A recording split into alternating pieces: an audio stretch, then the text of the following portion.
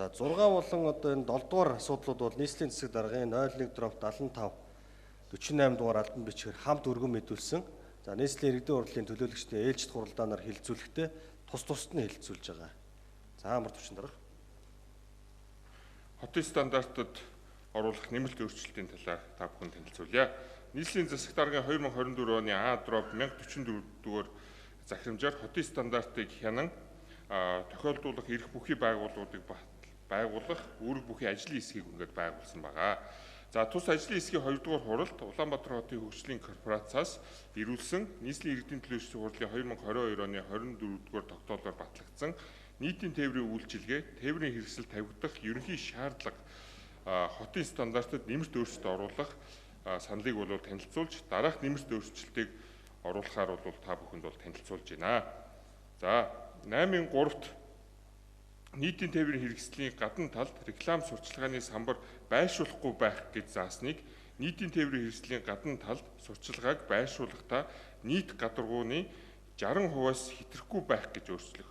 8-4-т нийтийн тээврийн хэрэгслийн гадна талд тухайн жилийн зорилттой жил болгон зарласан урайг байрлуулж болно.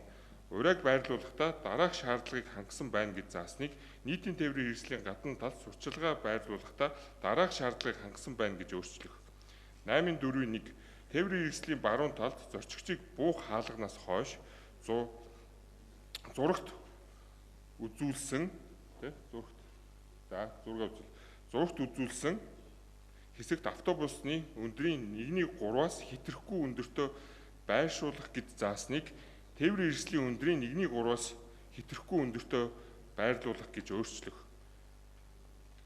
8-4-2 нийтийн тээврийн хэрэгслийн гадаргууд урай өг байрлуулахдаа дараах зүйлсийг хориглоно гэж заасныг нийтийн тээврийн хэрэгслийн гадаргууд сурчлагаа байрлуулахад дараах зүйлсийг хориглоно гэж өөрчлөх.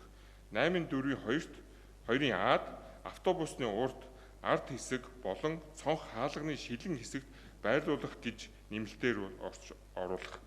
За нийтийн тээврийн зорчигчдийн 5 тухтай орчинд үйлчлүүлэх нөхцөлийг бүрдүүлэхэд чиглэсэн хотын стандартад оруулах нэмэлт өөрчлөлтийг иргэдийн төлөөлөгчдийн хурлын төлөөлөгч та бүхэн хилцэн шийдвэрлэж өгнө.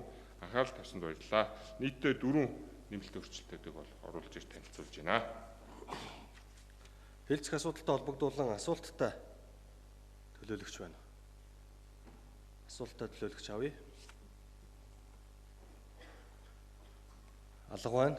Хэлцэх асуудалтай холбогдуулан саналтай төлөөлөгч авъя. Саналтай төлөөлөгч. Саналтай төлөөлөгч бас алга байна. Тогтоолын төслийг унш танилцуулъя. Зорчигч тээврийн үйлчилгээ бүлэгт хамаарах хотын стандартад нэмэлт өөрчлөлт оруулах тухай. Монгол Улсын засаг захиргаа нутаг дэвсгэрийн нийт түүний удирдлагын тухай хуулийн 24-р зүйлийн 24-ийн 1.15 дахь заалт, 35-р зүйлийн 35-ийн 1.18 дахь заалт, 48-р зүйлийн 48-ийн 1 дахь хэсэг, Монгол Улсын нийслэл Улаанбаатар хотын эрх зүйн байдлын тухай хуулийн 21-р зүйлийн 21-ийн 1.3 дахь заалт, стандартчил техникийн зохицуулалт, тохирлын үнэлгээний итгэмжлэлийн тухай хуулийн 19-р 1 дахь хэсгийг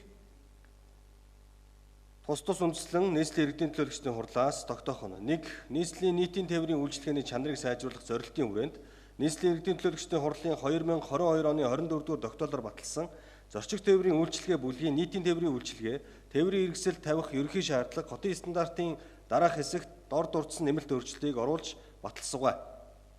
Үүнд 1.1 хотын стандартын 8 нийтийн тээврийн хэрэгслийн гадна тал өнгө үзэмжид тавих шаардлага хэсэгт 8-3 нийтийн тээврийн хэрэгслийн гадна талд реклам зар сурчлагын самбар байршуулахгүй байх гэснийг нийтийн тээврийн хэрэгслийн гадна тал сурчлагыг байршуулахдаа нийт гадаргуугийн 60%-аас хэтрэхгүй байх гэж 8-4 нийтийн тээврийн хэрэгслийн гадна тал тухайн жилийн зорилтод жил болгон зарласан урайг байрлуулж болно. Урайг байрлуулахдаа дараах шаардлагыг хангасан байна гэснийг нийтийн тээврийн хэрэгслийн гадна талд сурчлага байрлуулахдаа дараах шаардлагыг хангасан байна гэж 8-4-1 тээврийн хэрэгслийн баруун талд зорчигчийн буух хаалганаас хойш зурагт үзүүлсэн хэсэгт автобусны өндрийн 3.1-ээс хэтрэхгүй өндөртөө байрлуулах гэснийг тээврийн хэрэгслийн өндрийн 3.1-ээс хэтрэхгүй өндөрт байрлуулах гэж 8-4-ийн 1 дахь заалтын жишээ зураг 19 автобусны гадна талд зорилтод жилийн урай өг байрлуулах байршил гэснийг нийтийн тээврийн хэрэгслийн гадна талд сурчлага байрлуулах байршил гэж шинжилэн зураглав. 8.4.2 нийтийн тээврийн хэрэгслийн гадаргууд ураа үг байрлуулахад дараах зүйлсийг хориглоно. Үүнд гэснийг нийтийн тээврийн хэрэгслийн гадаргууд сурчлагаа байрлуулахад дараах зүйлсийг хориглоно. Үүнд гэж 8.4-2 дахь заалтын жишээ зураг 20 нийтийн тээврийн хэрэгслийн гадна тал зорилттой жилийн ураа үг байрлуулсан байдал гэснийг нийтийн тээврийн хэрэгслийн гадна тал сурчлагаа байрлуулсан байдал гэж шинжилэн зурглава. 8.4-2-1 ураа үг байрлуулахдаа гэрэл буцаах нөлөөтэй хүчилт элементийг ашиглах тээврийн хэрэгслийн үндсэн өнгийг алдагдуулах гэснийг сурчлагаа байрлуулахдаа гэрэл буцаах нөлөөтэй хүчилт элементийг ашиглах гэж 8.4-2-4 автобусны ард хэсэг болон цонх хаалганы шилэн хэсэгт байрлуулах гэж нэмэх. 2. Энэхүү тогтоолыг 2025 оны 10 дугаар сарын 1-ний өдрөөс мөрдсөгөө. 3. Тогтоолын хэрэгжилтэнд хяналт тавьж ажиллахыг бүсчсэн хөгжлийн хороо ариун туяад даалгасугай. Тогтоолын төсөлтэй холбогдуулан асуулттай төлөөлөгч авъя. Асуулттай төлөөлөгч. Алгавайн. Тогтоолын төсөлтэй холбогдуулан саналтай төлөөлөгч авъя. Саналтай төлөөлөгч. Алгавайн. Тогтоолын төслийг батлах гэсэн саналын томьёолоор санал хураалт.